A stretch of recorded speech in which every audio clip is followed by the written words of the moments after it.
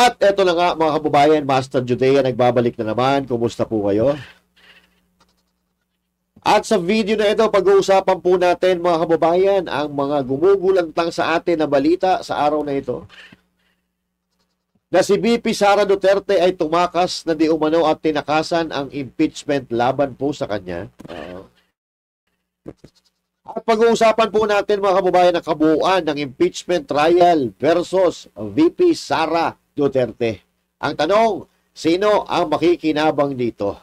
At ang tanong, may basbas ba ito ni Marcos Jr. na nagsasabing hindi raw sila nakikialam sa impeachment ni VP Sara Duterte pero iba ang kanilang mga galawan.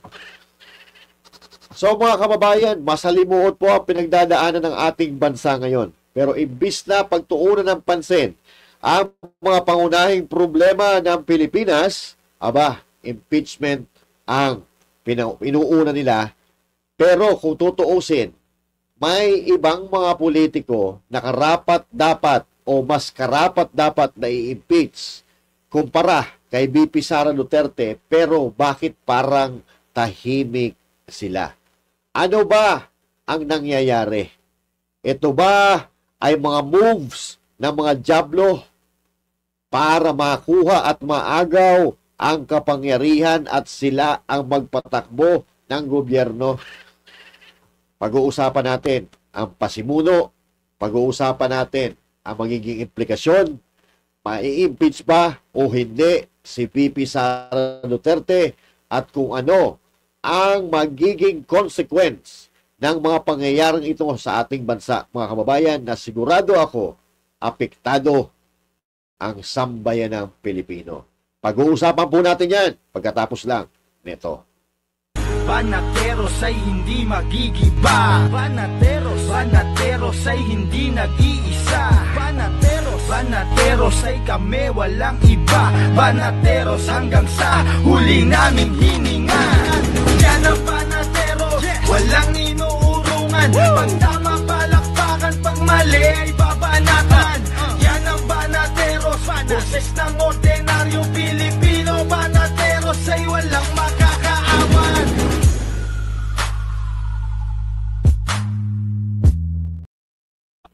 At ayun na nga, magandang araw Luzon, Visayas, Mindanao at sa mga kababayan nating OFW, mga immigrants sa iba't ibang panig ng mundo. Magandang araw po sa inyong lahat.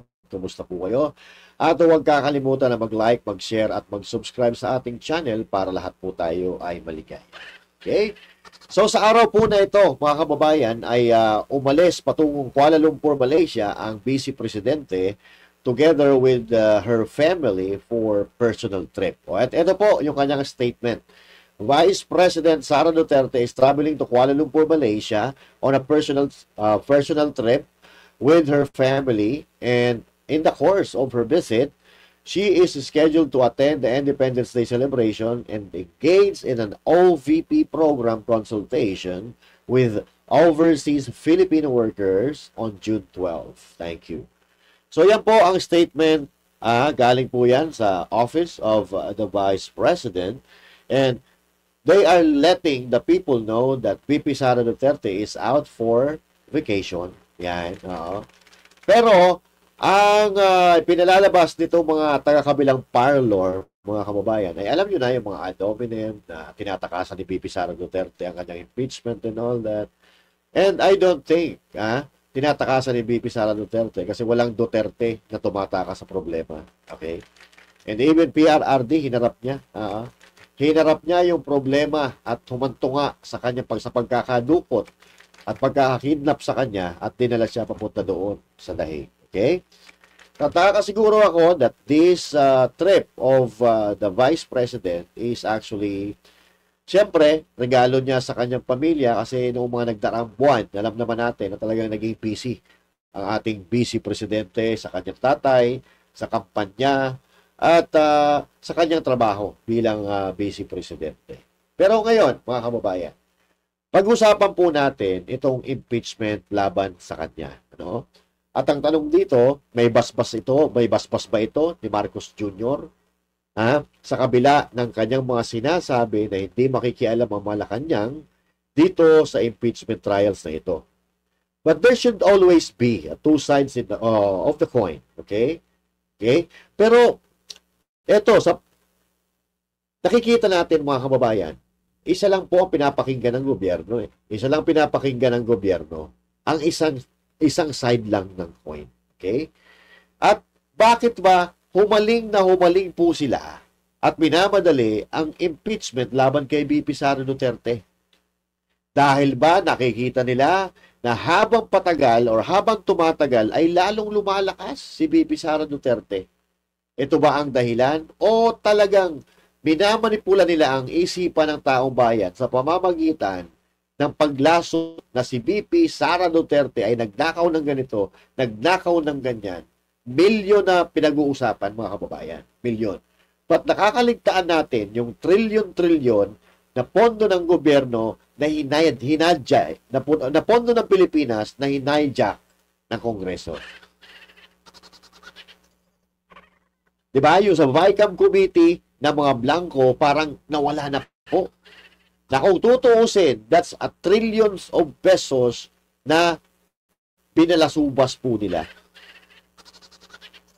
Kahit hindi po tayo abogado, mga kababayan, kahit hindi po tayo abogado, alam natin kung anong tinutungo nitong impeachment trial na ito. And the goal here is to erase VP Sara Duterte in the 2028 election. At impeachment. At pinagdidebatehan dito sa impeachment na ito, mga kababayan, kung ito ba ay tatawid from 19th Congress to 20th Congress, at may mga batas po na nagsasabi na ito hindi umano ay pwedeng tumawid, at may batas din na nagsasabi na ito ay hindi po pwedeng tumawid. Depende po sa sirkumstansya.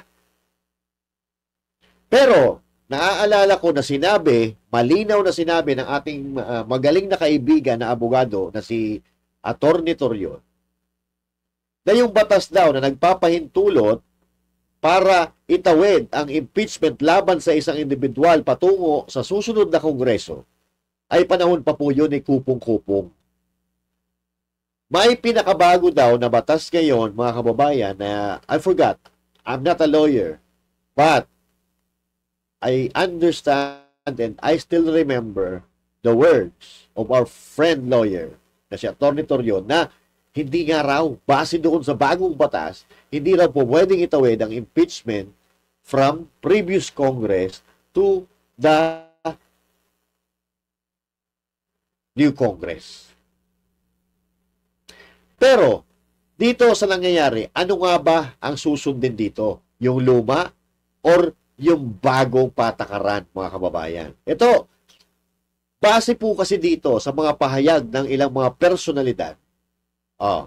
Specifically, itong dalawang mag-amo na may malamalaki ang alam ko na kinalaman dito sa impeachment ni VP Sara Duterte, na parang itatawid ata nila at ipipilit na itatawid sa 20th Congress ang impeachment laban kay VP Sara Duterte. So meaning, mga kababayan, you don't need to file another impeachment for the impeachment to pursue. Kasi doon, sa batas na pinaniniwalaan ng mga kakampi ng mga Duterte, mayroon pong 1 taon eh. So yung 1 taon, bubunuin muna bago makapag-file ulit ng impeachment. So ipinipilit nila ito na impeachment na naka-file ngayon na itawid doon sa bagong kongreso. So yung isa po na personalidad na pinag-uusapan natin dito, naglalaro sa politika o para mapanatili niya ang kanyang kapangyarihan at ang kanyang pwesto, at yung isa pinaninindigan ng pagiging sinungaling. Pinaninindigan ng pagiging sinungaling niya, mga kababayan, at iba yung kanyang sinasabi doon sa kanyang ginagawa. Pero pakinggan po natin itong unang statement, itong unang statement na ipapakita ko sa inyo. Pakinggan po natin at bigyan po natin ng reaksyon. Ito, panoorin po natin si Bongbong Marcos Jr. Okay? Saan ka na, Bongbong? Nasaan na? Dito eh. Ito. Ito ha. Wait lang. Pasok muna natin. si Bongbong Marcos Jr. Okay? So ito po, si Bongbong Marcos Jr., pakinggan po natin. Ang sinasabi ni Bongbong Marcos, hindi sila makikialam dito sa impeachment at ayaw niya na ma-impeach or ayaw niya na matuloy ang impeachment ni VP Sara Duterte. Pero, i-analyze nyo po yung nangyayari o yung kilos niya, ibangga nyo po doon sa mga sinasabi niya. Okay? Magsisimula po ang impeachment process sa Senado bukas. Your thoughts, sir, about how things are going? Well, this is really a function of the Senate right now, so we leave it to them.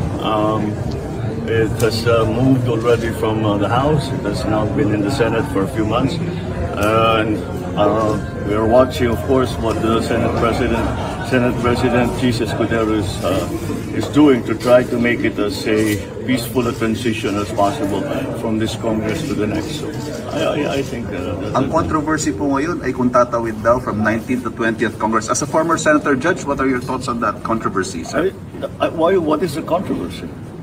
It is very clear that it will.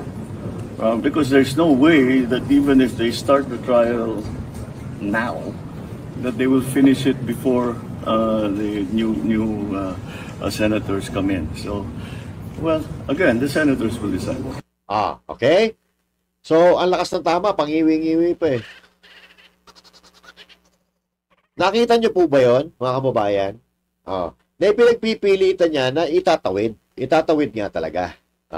Pero ang sinasabi niya, hindi siya makikialam at ayaw niya na i-impeach si VP Sara Duterte. Pero dito, sa mga salita niya, ramdam mo na gustong-gusto niya itong nangyayari at gusto niyang itawid doon sa susunod na kongreso. Diba? So, ito po yung interpretasyon niya eh. Yung itatawid. Itatawid. Kasi dalawang ano yan eh. May dalawang batas yan eh. Yung luma, yung kopong-kopong na po pwede mo itawid ang impeachment sa susunod na kongres. Pero yung bago, hindi mo po pwede itawid. So doon po nagbabanggaan, kaya nga natanong ni Ivan Marina dahil ito ay kontrobersiya. Pero ipinagpipilitan ni Marcos Jr. na no, this is not a controversy. This is how it's supposed to be. Yun talaga ang nararapat at yun ang mangyayari. Parang ganoon ang gusto niyang ibig sabihin.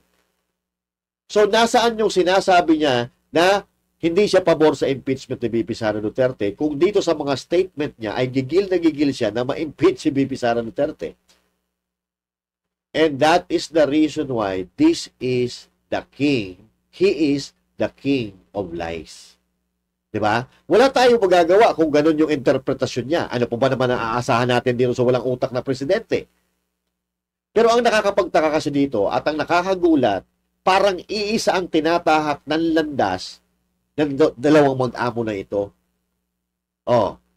Si Chis Escudero may pabanat-banat pa sa Kongreso ni Romualdez, pero nakikita natin na ang ginagawa ni Chis Escudero ay umaayon din sa kagustuhan ni Romualdez at kagustuhan ni Marcos. You want proof? Eto. It is. I'll give you proof.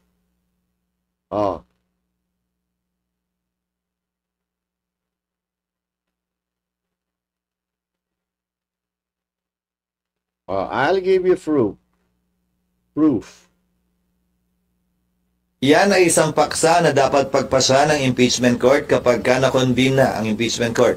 Pangalawa, saan ba nakasulat na objective namin abbreviate o ipadali o padaliin o paikliin ang proseso? Hindi ba ang objective dapat bigyan ng due process ang magkabilang panig na may presentahin ko nilang ebidensya? Pangatlo, hindi ako sang-ayon sa paniniwala niya na hindi tatawid ang impeachment complaint sa susunod na kongreso.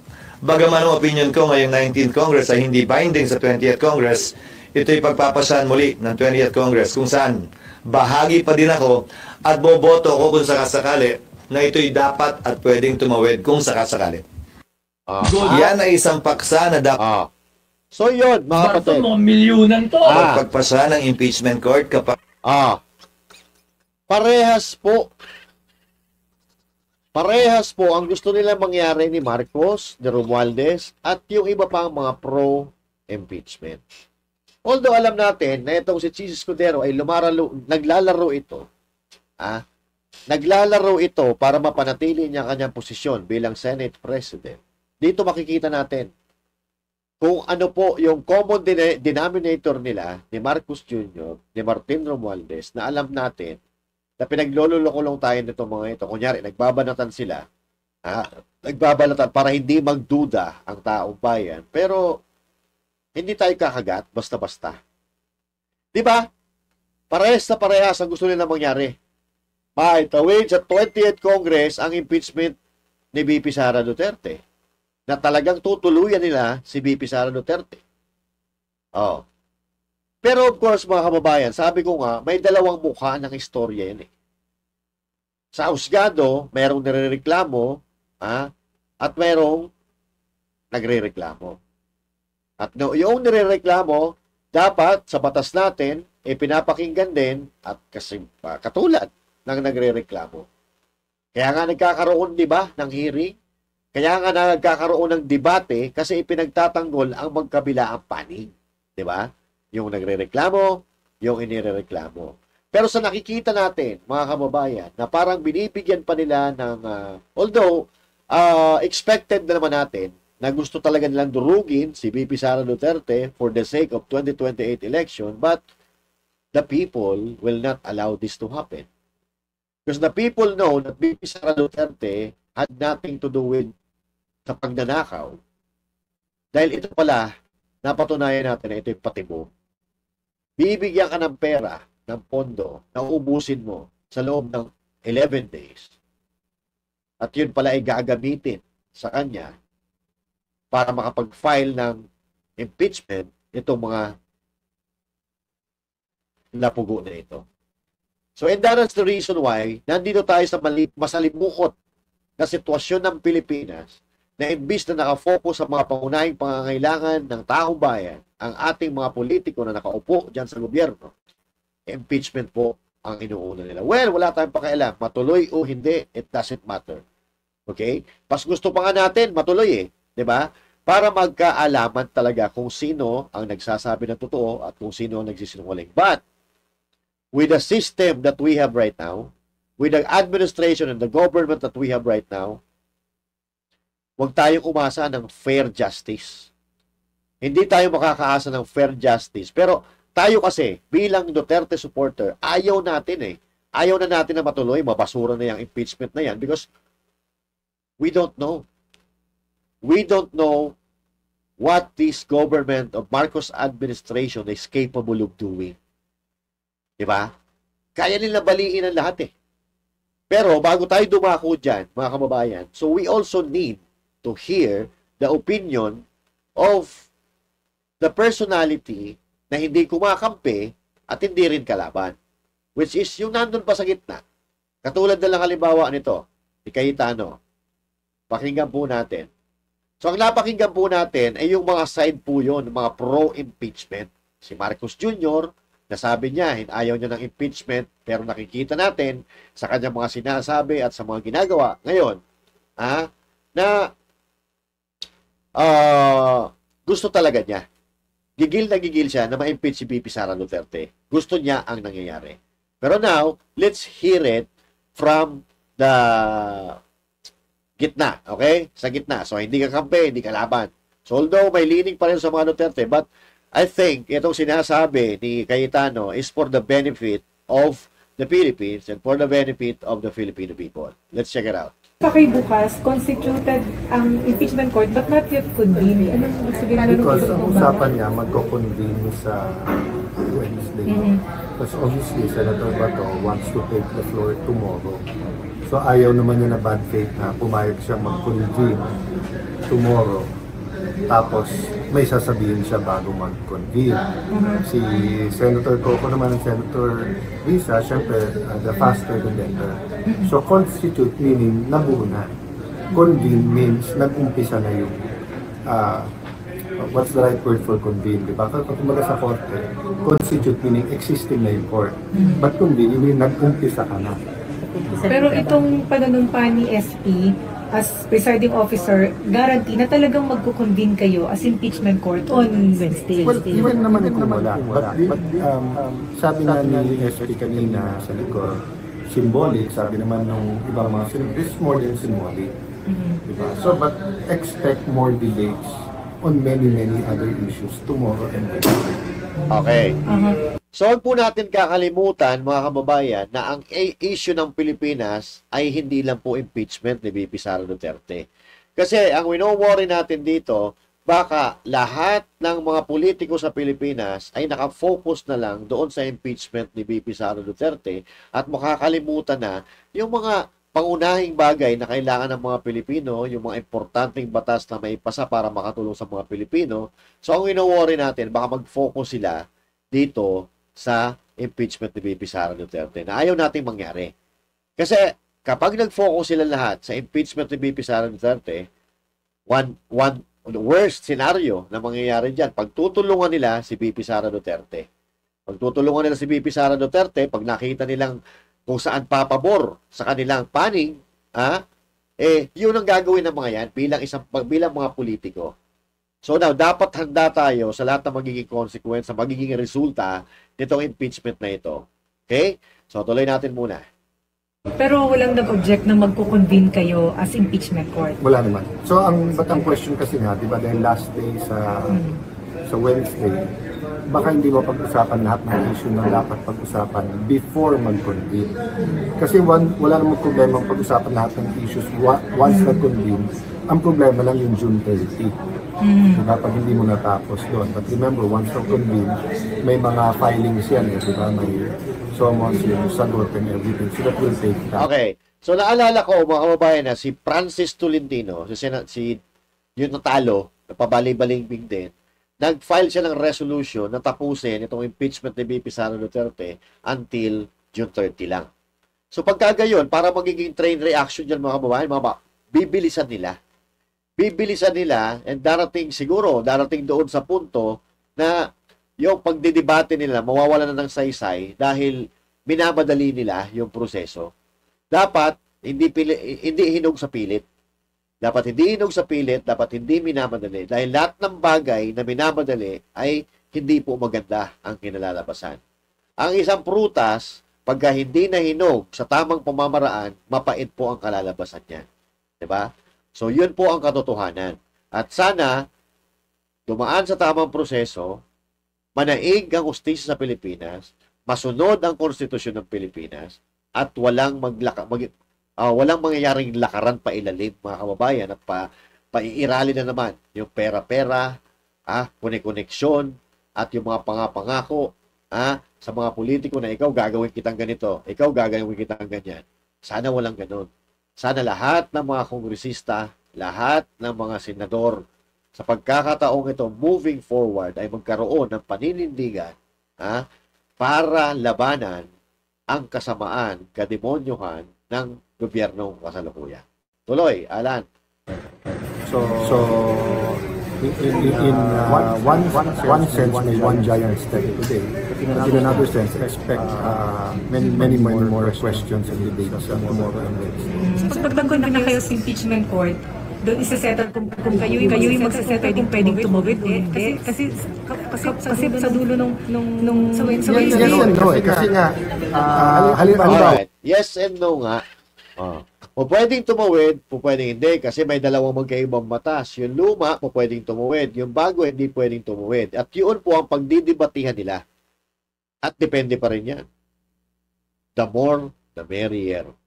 Kung sino ang makakakuha ng maraming boto, yun ang mananalo.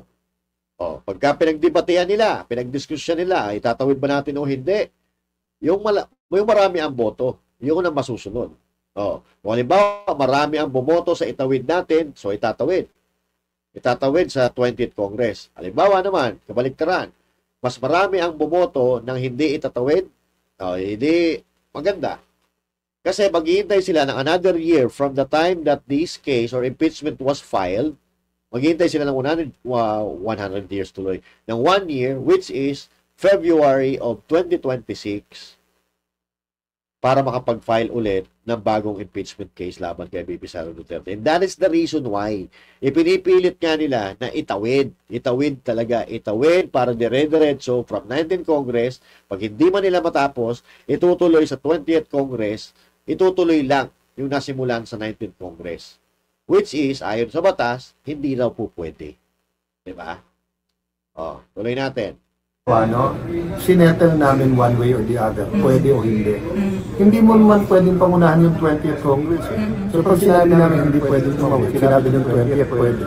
Siyempre, masusunod yung 20th. So, mangyayari nun, isususpend nyo lang yung impeachment court on Wednesday? I don't want to make fearless forecast kasi hindi ko na mangyayari. But I can tell you what is not, what cannot be done.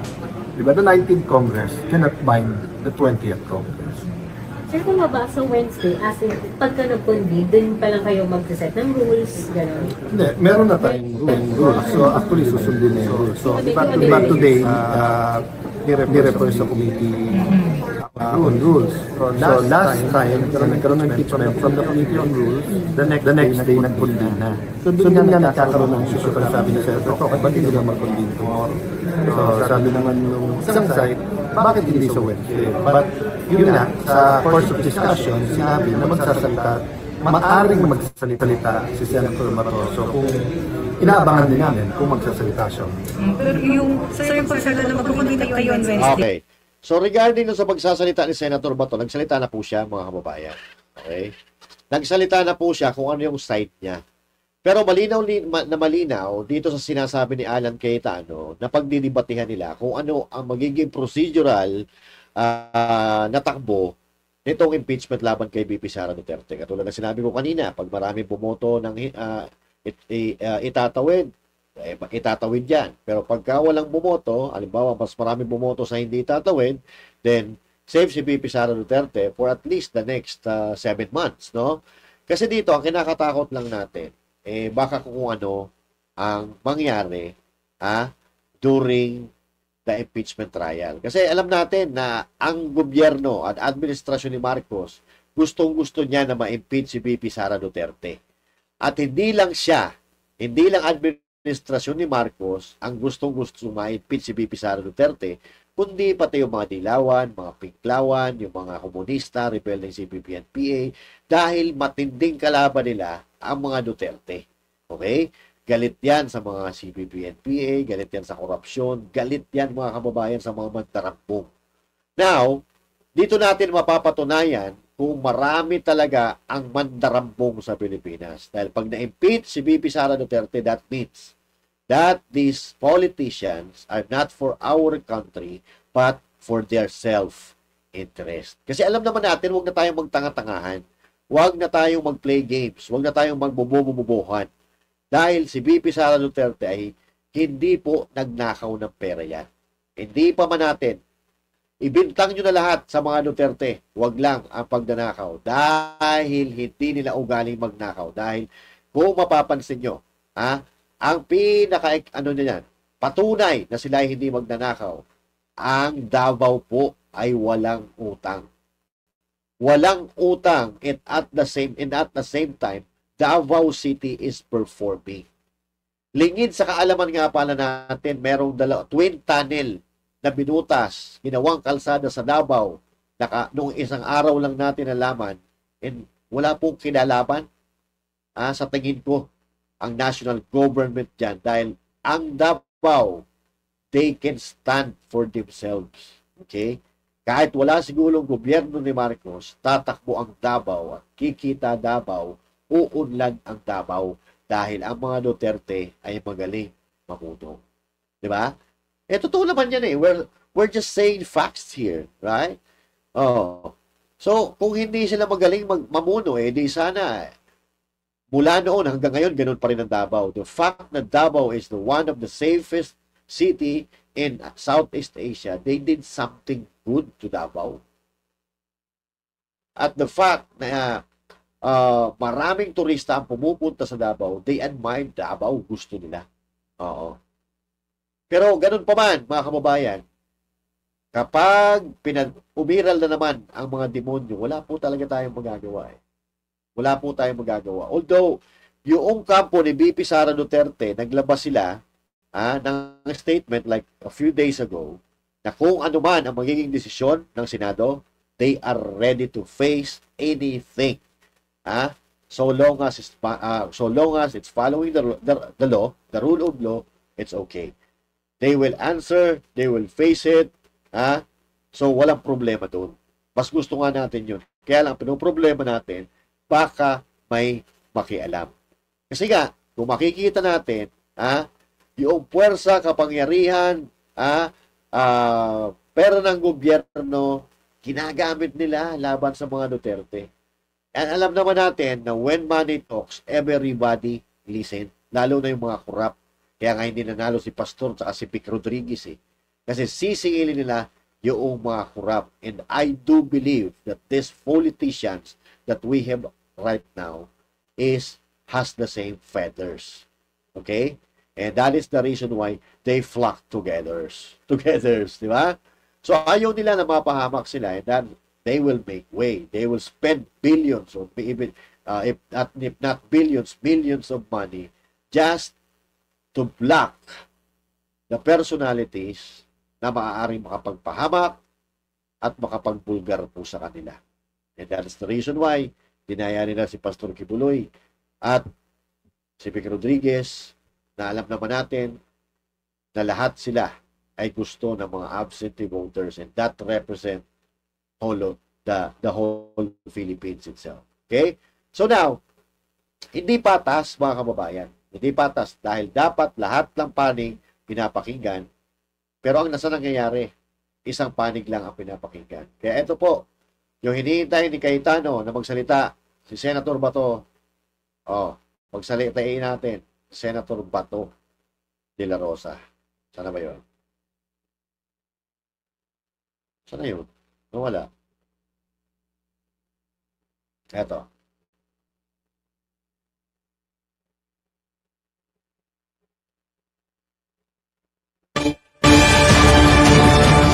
Ang bayan hindi lang kayo. There are always two sides of the coin.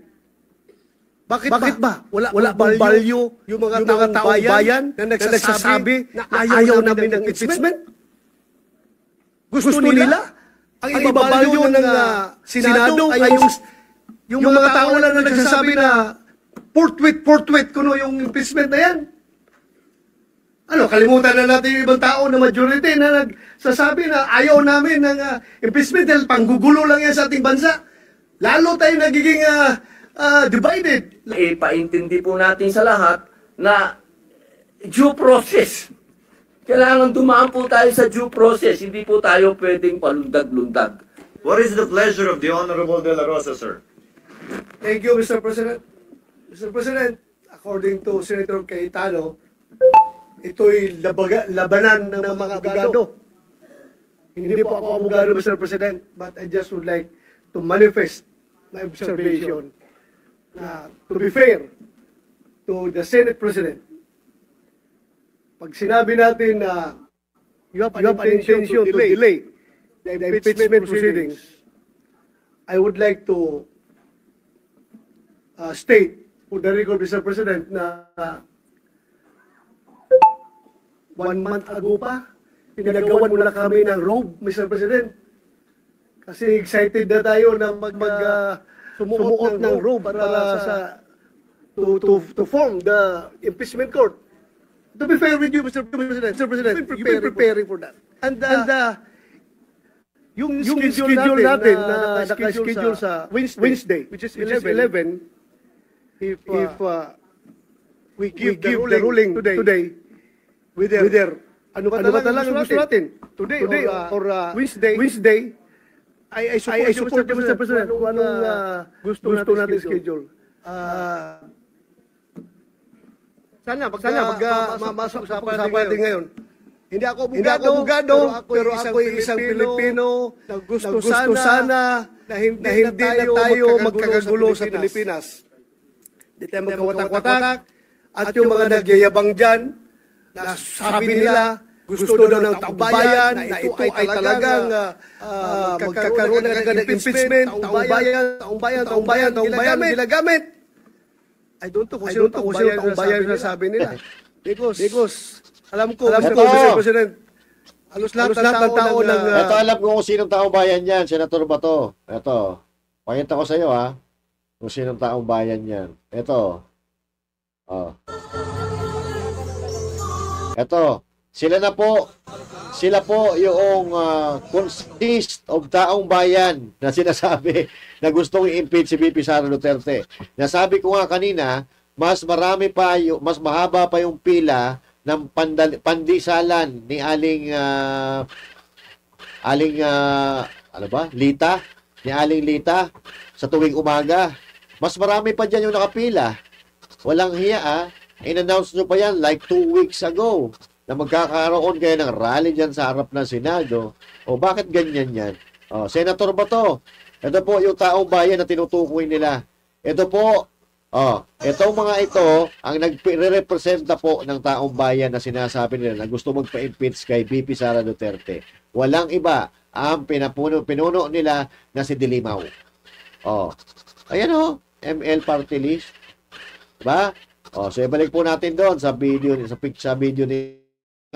Senator Bato. Ipinakita ko lang yan para maintindihan natin kung talagang ginagawang kalokohan itong mga labudyo na ito Okay, sige.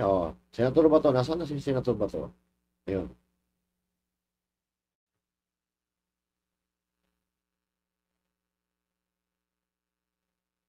Okay, nandito na tayo sa bandang gitna. Because alam ko, Mr. President, halos lahat ng tao ng Mindanao at ng Visayas, as I have observed during the campaign period, sabi sa atin is Sir, ibubuto kita kung hindi ka magboto sa impeachment or hindi ka magboto sa conviction. Ano sinasabi ng bayan? Kaya please, do not use the term taong bayan palagi because taong bayan is hindi lang kayo. There are always two sides of the coin. Bakit ba? Wala bang value yung mga taong bayan na nagsasabi na ayaw namin ng impeachment? Gusto nila? Ang ibabalyo ng Senado ay yung mga tao lang na nagsasabi na forthwith kuno yung impeachment na yan. Kalimutan na natin yung ibang tao na majority na nagsasabi na ayaw namin ng impeachment dahil panggugulo lang yan sa ating bansa. Lalo tayo nagiging divided. Lalo nasisira ang ating ekonomiya. Mga investors maalis na dahil ang gulo ng Pilipinas. So yun lang po, Mr. President. I am 101% supporting you. What's your stand, Mr. President? Thank you. Senator Padilla. You may proceed, sir. Maraming salamat po, Ginoong Pangulo. Katulad po ng sinabi ni Senator Joel Villanueva. Ako po ay hindi po ako abogado. Katulad po ni Senator Bato. Pero sa maikling panahon ko po dito, lagi natin binubuksan ang ating rules. At yan po ang unang dinala sa akin. Nung ako po ay nanalong senador at ako po ay pinuntahan ng sekretariat, ang una pong binigay sa akin ay yung rules. Napaka-importante ng rules. Yan po ang unang-una talagang isinaksak sa aking ulo. At bukod po doon, tradisyon. May tradisyon dito na kailangan susundin mo, lalo ka na neophyte. Yan. Ngayon, ang tanong ko po, sa dalawang nangyaring impeachment, yan po ay kay Pangulong Estrada at kay Chief Justice Corona. Lagi pong dinadala doon sa Committee ng Rules. At yan po ay inaasahan natin sa pagkakataong ito na doon uli makarating. At hindi naman din po ako kumokontra, katulad din po ni Senator Villanueva, kung meron po tayo mga gustong baguhin, bakit naman po ako kokontra? Dahil yan nga po ang gusto ko. Yan ang aking tagline, pagbabago. Pero hindi naman po siguro dapat sa oras na ito.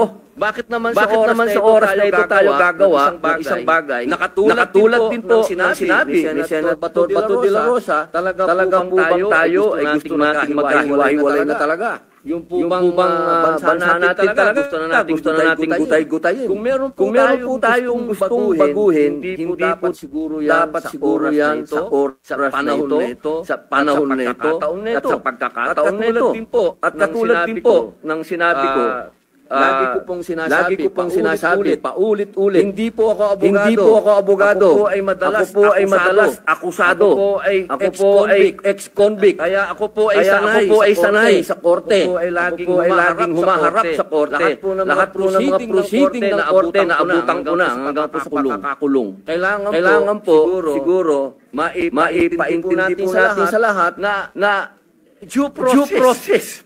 Kailangan dumaan po tayo sa due process. Hindi tayo pwedeng palundag-lundag. Yun lamang po. Maraming salamat po, Ginoong Pangulo. Yan. Okay. Thank you, Senator Padilla. So, yun lang naman ang hiling. Okay. At dahil po dyan, mga kababayan, iyak ang mga NPA. Yung mga nagrally-rally kanina, yung mga gustong-gusto, minamadali ang impeachment, nako, eto na ang resulta ng iyong pagpapagod. Mga parali-rally pa. Eto, pakita natin. Wait lang, nasa na yon? Iyak na! Eto. Cheese. Sunstar. Ang sabi dito, mga kababayan, may nagtanong kanina, sa impeachment trial ni VP Sara Duterte, kung uumpisahan na ba ang impeachment sa 19th Congress. Ang sabi ni Chis Escudero, sa 20th Congress na yan dahil wala nang sapat na panahon. Hindi namin kasalanan yan. Pinili ng House i-file yan mga huling araw. Huling oras ng last day namin na alam nilang 2 linggo na lang ang naiwan.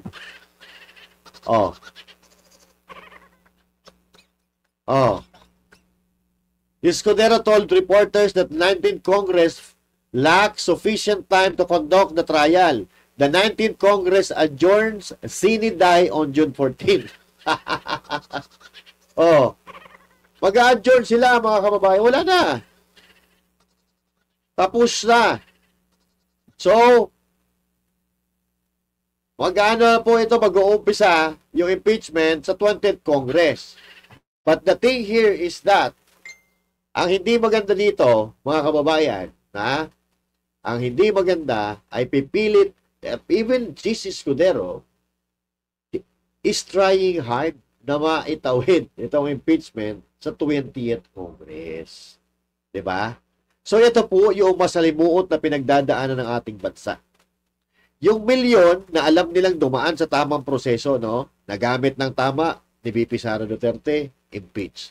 Pero yung trilyon-trilyon na maanumalang pondo ng Pilipinas, tahimik po sila. Yan po ang problema.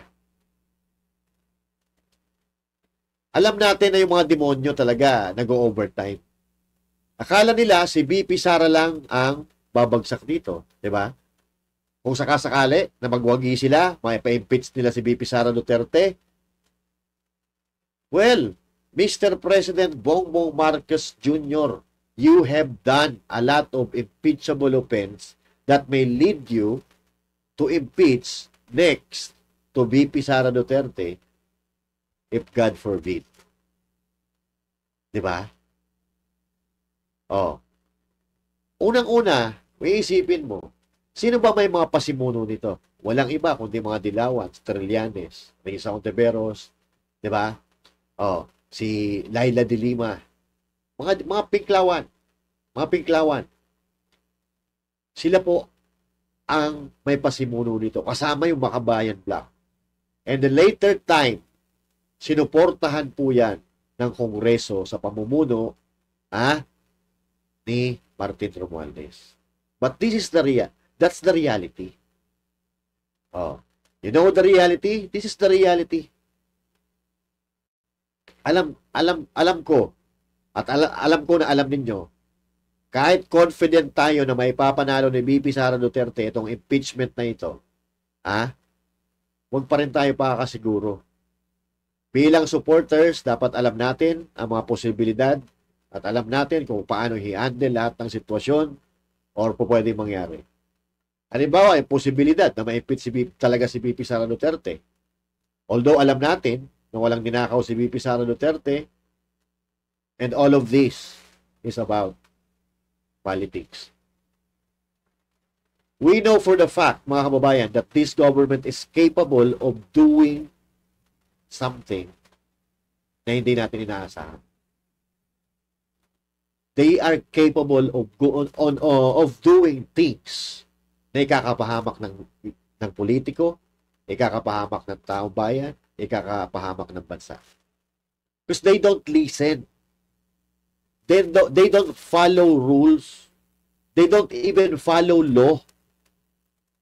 They don't even follow the Constitution of the Philippines. They make moves for their benefits at all cost. Diba? Hindi nila alam. Hindi nga nila alam kung paano i-handle eh. Sa sobrang pamumulitika nila, hindi nila natutugunan ang mga pangunahing problema ng Pilipinas. At sa sobrang pamumulitika nila, nasasaktan sila sa mga kritiko. They don't know how to handle critics. Pinatatahimik nila. And most of all, they don't know how to handle the government. Diba? So, hindi nga nila nabibigyan ng magagandang solusyon, ng mga simpleng solusyon ng mga problema. Halimbawa, korupsyon. Paano naman aayusin ang korupsyon kung kasama ka sa sistema? Paano mo aayusin ang problema kung bahagi ka mismo ng problema? Diba? They're not thinking. They don't know how to run the country. I don't think they can run even a barangay. Ito simple lang ito, simple halimbawa, yung babae sa Burnal. Ano yung binigyan ng pera, 80,000 na pera, sa totoo, hindi nila natulungan yun. Hindi nila natulungan dahil yung babae na yun, sino ba naman matino titira ka sa Imburnal? Sino ba naman matino na papasok sa Imburnal? Diba?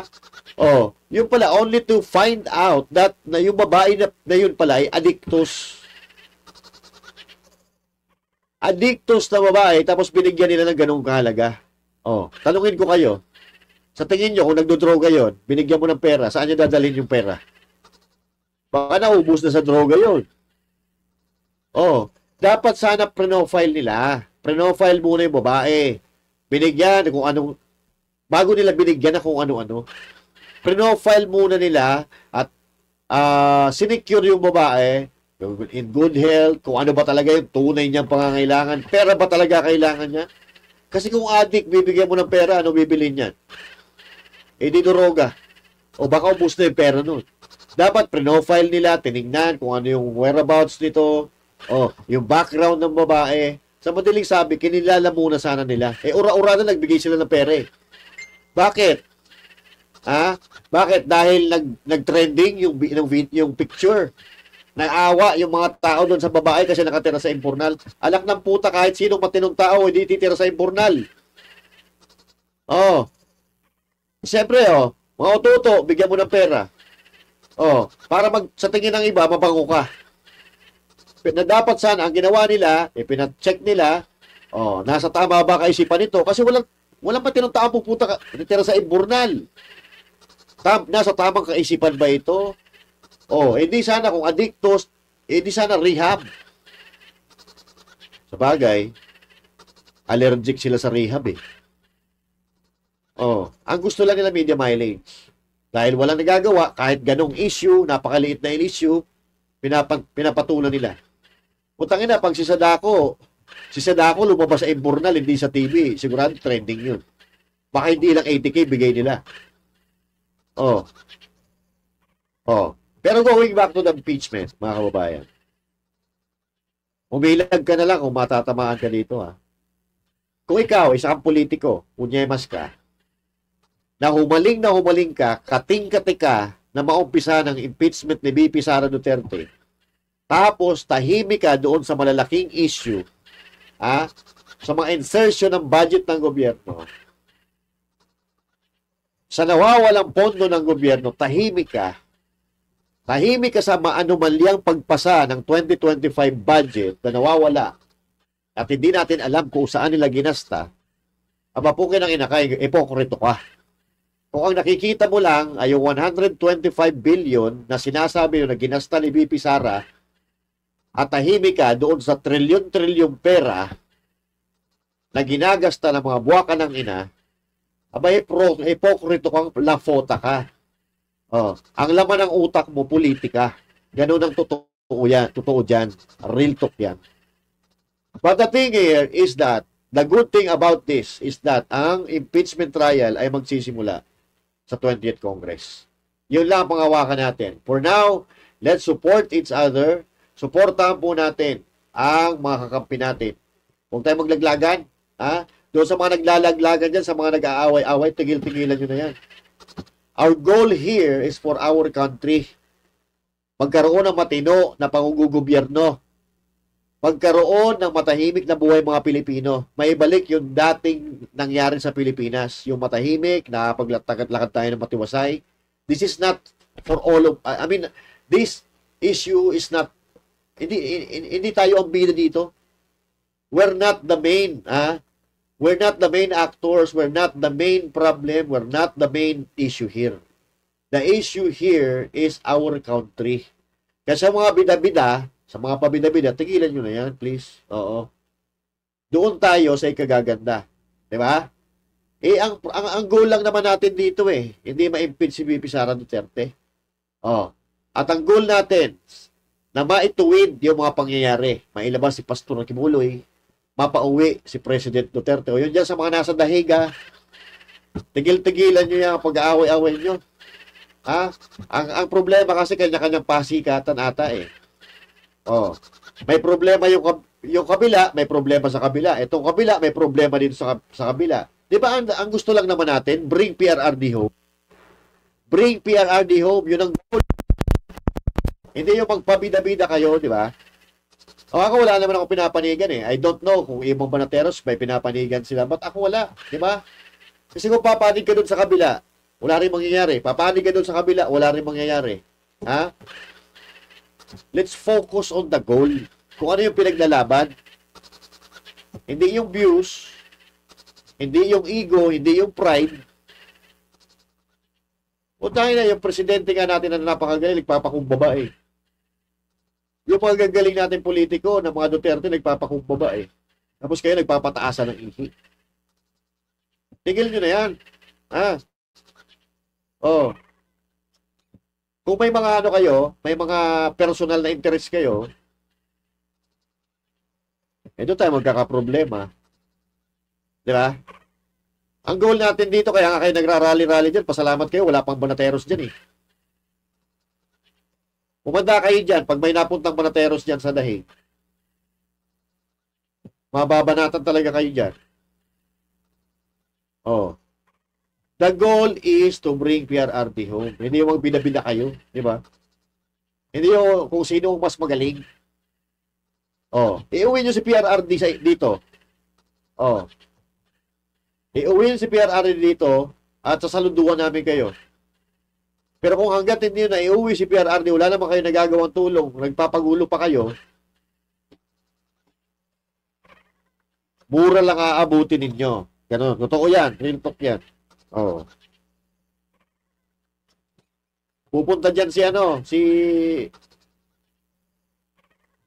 Boss Dada, saka si Banat Bay, antayin nyo. Magpakita kayo ng mga ganyang ugali. Mababanatan talaga kayo. Magulo na nga ginugulo pa Hindi na lang magkaisa. Diba? Sorry na. I was just carried away.